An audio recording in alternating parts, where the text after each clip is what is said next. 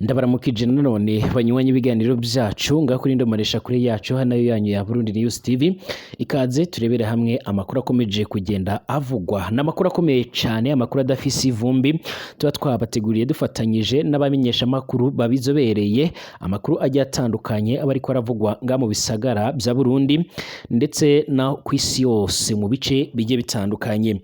Dore ingingo nkuru rero turaza kugenda tugarukaho muri cino ciganiro cyacu cyo kuwa Mungu ku itariki 11 nyine z'ukwezi k'umunani umwaka wa 2024 aho by'umwariko turaza kugaruka ku makuru akomeye cyane turahera ngaha mu gihugu cyo Burundi. Umukuru w'igihugu rero by'umwariko nyuma y'uko nyine umukuru w'igihugu Perezida Evariste Ndayishimiye afashe ingingo huti yo gufuta ijya ngingo y'ubushikiranganje bw'intwaro yo hagati n'ubundi mu gihugu n'iterambere rusange n'umutekano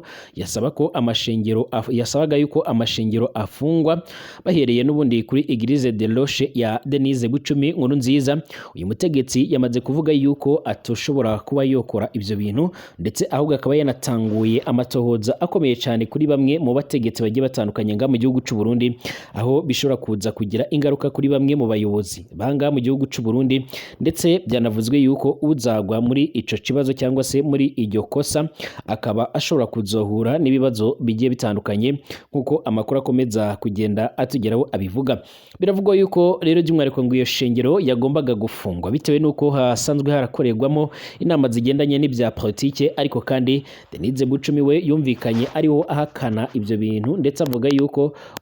uzagerageza kuba yohirahira mu gukora ibyo bintu ashobora kuzahura n'akaga gakomeye cyane ndetse agakubitwa akanyafu n'Imana. Ariko gushika none ibintu biriko birahindura isura ndetse abatari bakeya bakaba bakomeje kugenda bavuga yuko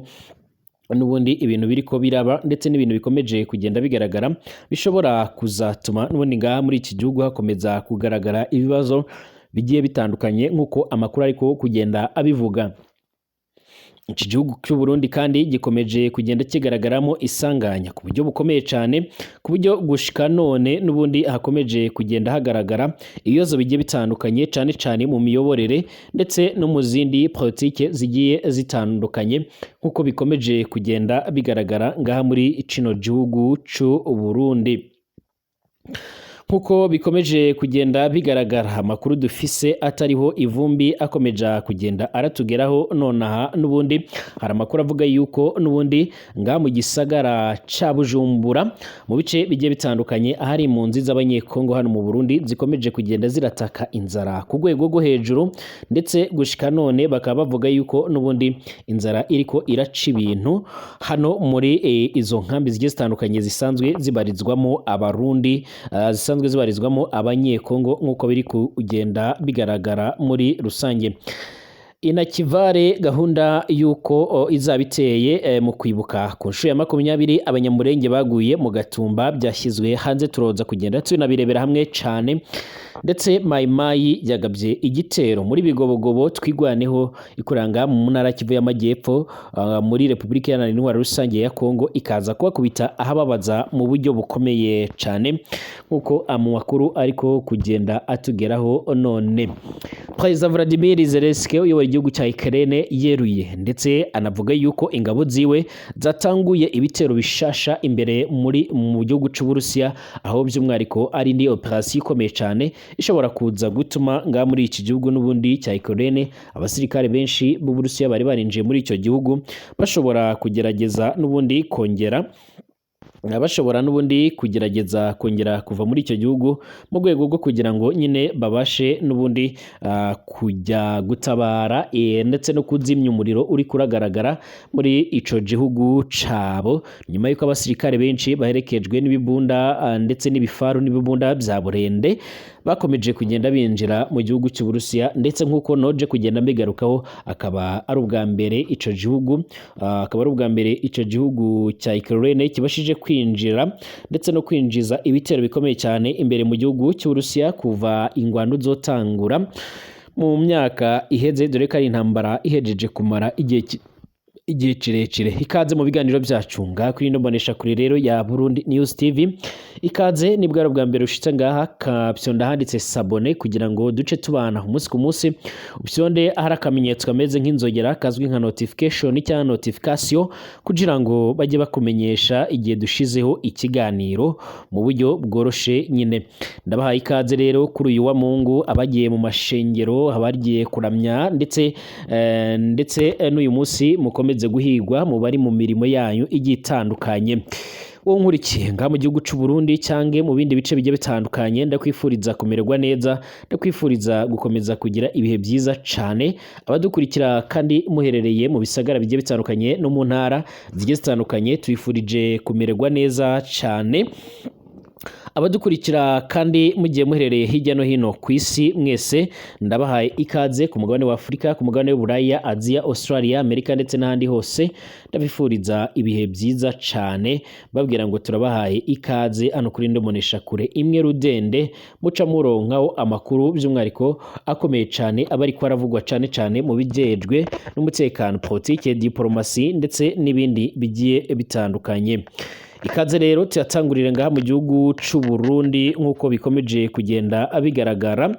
ndetse gushika none turayatangurira ku bigendanye n'ishengero, aho ishengero zari zamaze kugenda zifatirwa imyanzuro igiye itandukanye nk'uko biriko bivugwa, ariko none n'ubundi bikaba bishobora kuza guhagarara nyuma y'uko nyiricubahiro Evariste Ndayishimiye yaje kugenda avuga yuko uko byogenda kose n'ubundi ibyo ngibyo ntacyo bishobora kuba byogeza ku Barundi, nyuma yuko ubwe avuga yuko n'ubundi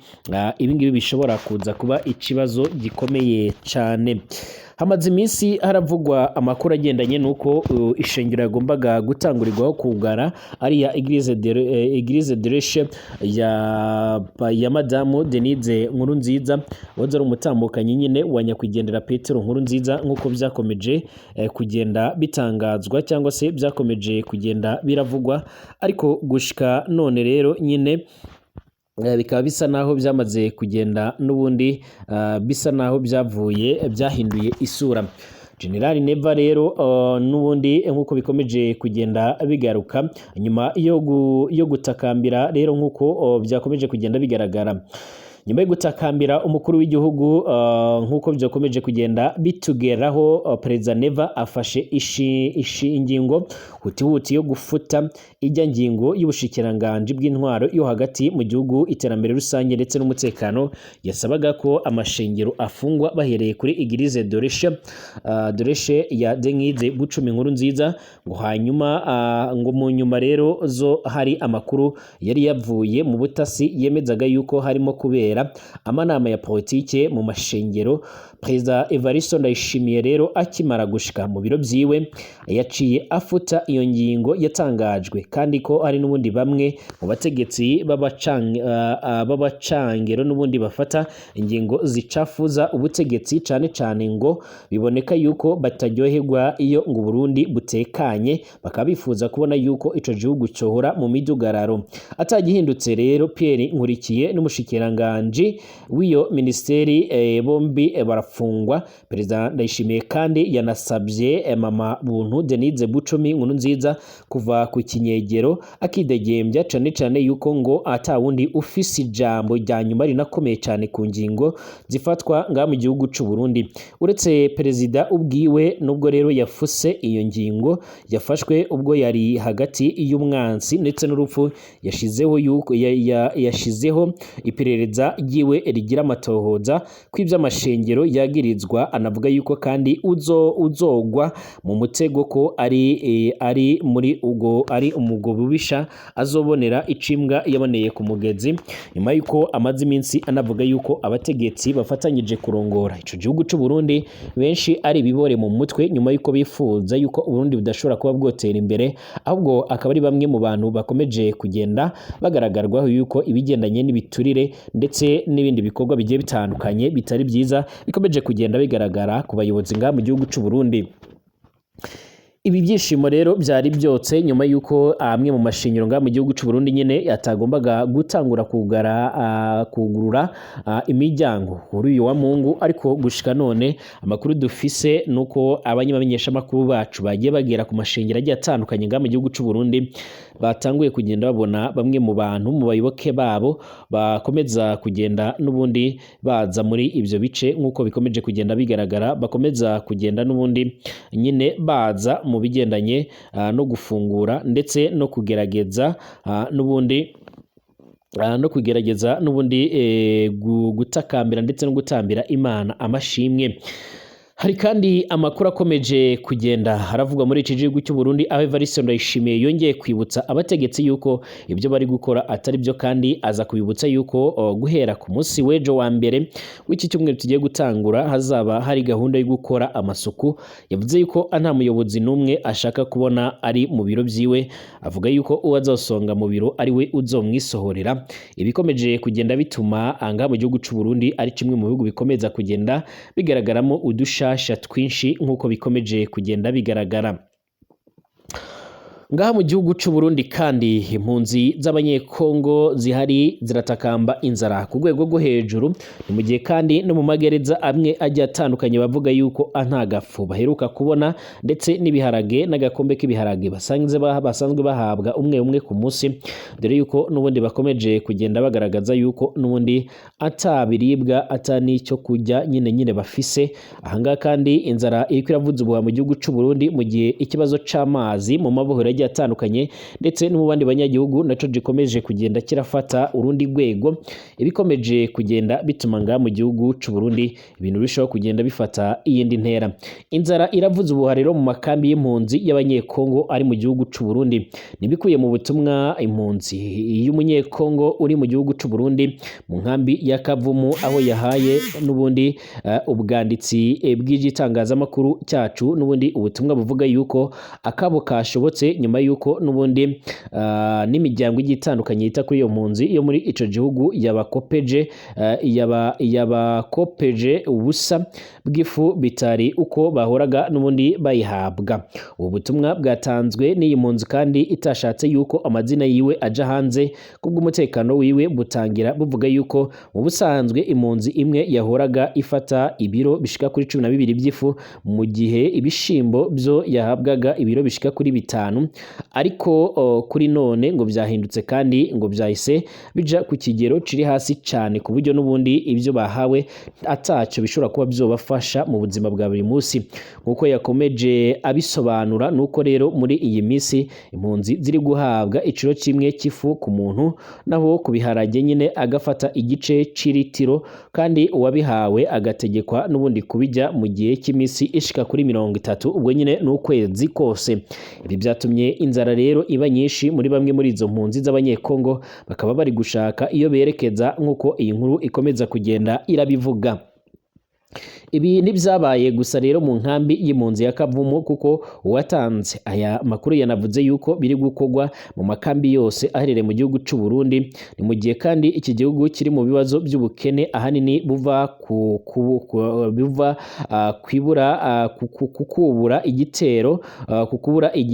kukubura igitero ndetse n'ibikomoka kuri peteroli, ndetse kandi iki gihugu cyari gifise ibibazo byo kubura amadevize n'ibindi bigiye bitandukanye bicyugarije. Inkambi ya Kavumu iherereye mu ntara ya Cankuzo, ikaba ibarirwamo impunzi ibihumbi bishika kuri 18. Abenshi muri izi mpunzi zahunze bava mu burasirazuba bwa Repubulika Iharanira Intwaro Rusange ya Kongo. Si impunzi zonyine zivugwamo inzara mu gihugu cy'u Burundi, kuko no mu magereza inzara ngo irimo guca ibintu, kandi ikaba ivugwa mu magereza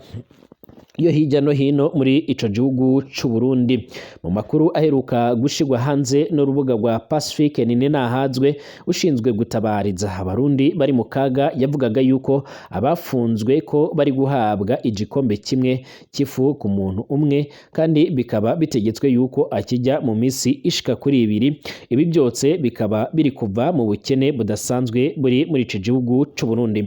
nyamara nyiri cubahiro Evariste Ndayishimiye kumubwira yuko n'ubundi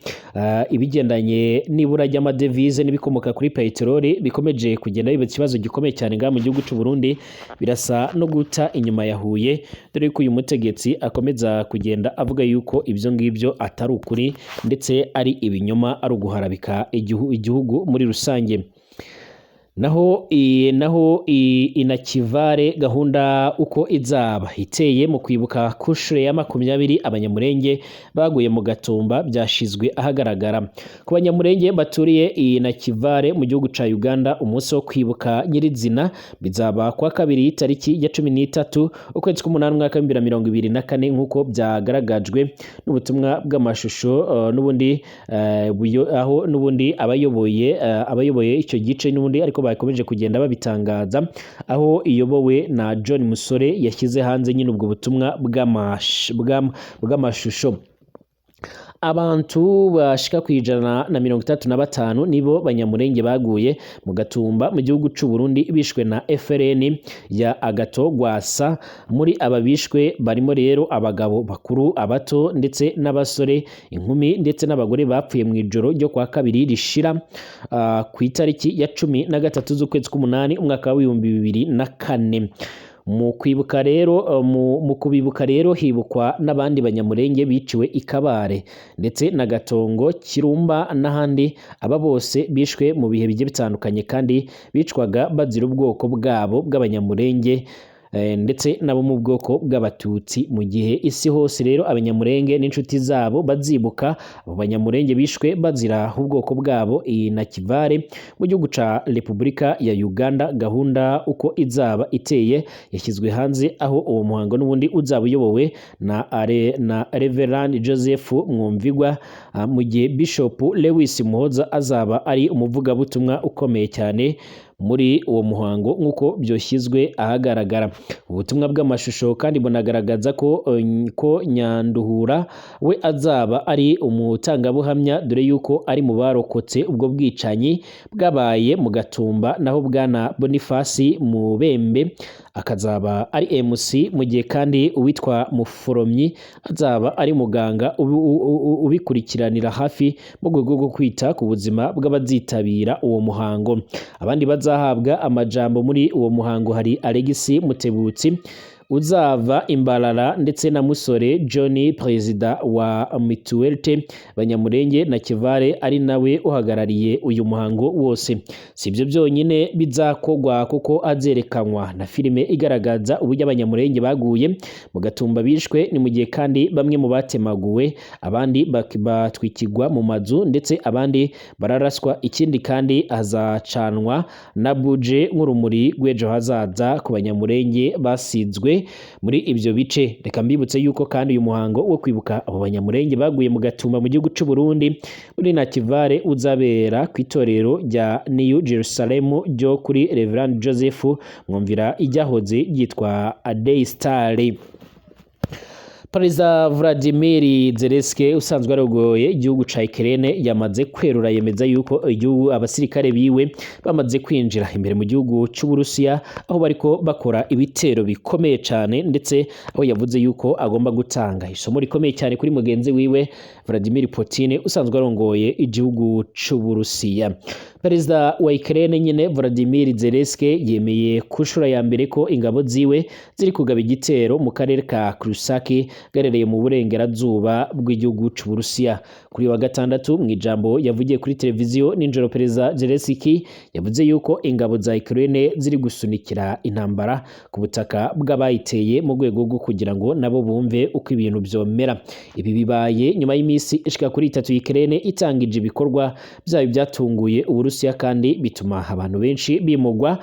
ku mpande zombi nk'uko tubikesha BBC.com. Abayobozi bavuga yuko muri Ukraine umugwa mukuru Kiev n'ubundi ndetse no mu karere ka Sami bagabweho igitero cy'indege cy'Uburusiya mu rukerera rwo kuri iki cyumweru nk'uko bikomeje kugenda bigaragara. Icakora ingabo za Ukraine zikomeje kugenda zihagararaho ndetse zinakoresha izindi mbaraga zikomeye cyane, mu gihe n'ubundi abategetsi bagiye batandukanye hirya no hino ku kw'isi bakomeje kugenda bagaragaza neza yuko biteguye gufasha ndetse no gukomeza gutanga ubufasha bwihuse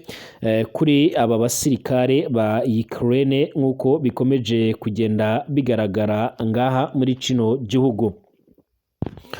Amakuru kandi akomeza kugenda atugeraho harerekana amashusho harimwo amavideo ndetse n'amafoto biriko binyuranyuranamo ku mbuga ngurukana bumenyi vyerekana uburyo abasirikare ba Ukraine bari kwatsa umuriro muri kino gihugu ariho bari kugaba ibitero bikomeye cyane bifashishije zimwe mu mbunda bise imbunda zivuguruye, ndetse hari n'abakomeza kugenda bari mu bice n'imidugudu igitandukanye yamaze kwigarurirwa n'aba basirikare ba Ukraine mu gihugu c'Uburusiya, aho bari no gufata amavideo bigaragara yuko nta n'isasu cyangwa ikindi kintu cy'urusaku gihari, bigaragara neza yuko abasirikare bagiye batandukanye bariko bahunga muri ico gihugu muri ibyo bihe nk'uko biriko bigaragara cyangwa nk'uko amakuru akomeza kugenda atugeraho none muri rusange.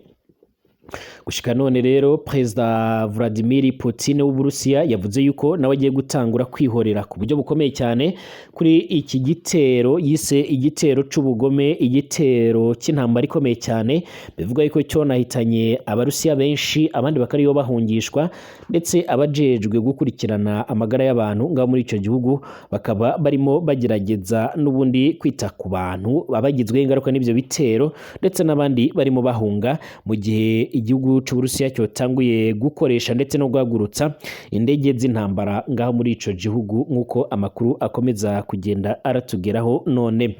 Ibi rero biri gukomeza gutuma intambara zikomeza kuba nyinshi cyane muri kino gihugu nk'uko amakuru akomeza kugenda atugera bivuga. Ibi kandi bikaba bikomeje kugenda bituma intambara ishobora kuzomara igihe kirekire, mu gihe kandi ari imwe mu ntambara zimaze gutwara ubuzima bw'abatari bakeya. Hari amakuru BBC yaronse muri kimwe mu bice byangaha mu gihugu c'Uburusiya, aho bivugwa yuko hoba hashyinguye abasirikare b'Uburusiya baba baraguye muri iyi ngwano bashika ku bihumbi 50, ariko kandi bikaba binavugwa yuko ari n'izindi mva zigiye zitandukanye nazo n'ubundi zitaba zaragaragaye. Ariko kandi usibye ku ruhande rw'Uburusiya, ku ruhande rwa Ukraine bivugwa yuko ababa baraguye muri izi ngwano bo ari benshi cyane ugereranyije, ndetse gushika none amakuru ariko atugeraho n'ubundi akaba akomeza kugenda agaragaza uburyo n'ubundi bano basirikare mu gihugu cya Ukraine bakomeje kugenda bahura n'urugamba rukomeye cyane. Icyakora bakaba bakomeje kugenda bihanganira ndetse banagaragaza neza yuko uko byagenda kose bazakomeza kurwana urugamba. Ni mu gihe kandi bamwe mu mfungwa mu gihugu cya Ukraine batanguye kwerekezwa mu bigo bigiye bitandukanye kugira ngo bahabwe imyitozo ibafasha kuba bakwerekeza ku mirongo y'urugamba, ndetse hari na bamwe batemerewe kuba bosohoka muri iki gihugu mu rwego kugira ngo babashe kuba botabara icyo gihugu. Mbese abasirikare birasa naho bakomeje kugenda baba ikibazo. Hari abasesenguzi badatinya kuvuga yuko igihe kizongera igihugu cy'Uburusiya kikabura ubushobozi, ku buryo n'ubundi ibihugu bigiye bitandukanye hirya no hino ku isi nibikomeza gufasha iki gihugu cya Ukraine bishobora kuzarangira gitsinze uru rugamba. Icyakora bemeza yuko bishobora kuzotwara igihe kirekire. Ndabashimiye ko mubana natwe umunsi ku munsi makuru n'ibiganiro tubagezaho no kuri ndobonesha kure yacu ari nayo yanyu ya Bruri News TV. Twegere gusura amasaha ari imbere turiko turebera hamwe ibiriko biravugwa hirya no hino ku isi. Ndabashimiye, amahoro y'Imana akomeze kugenda abana namwe.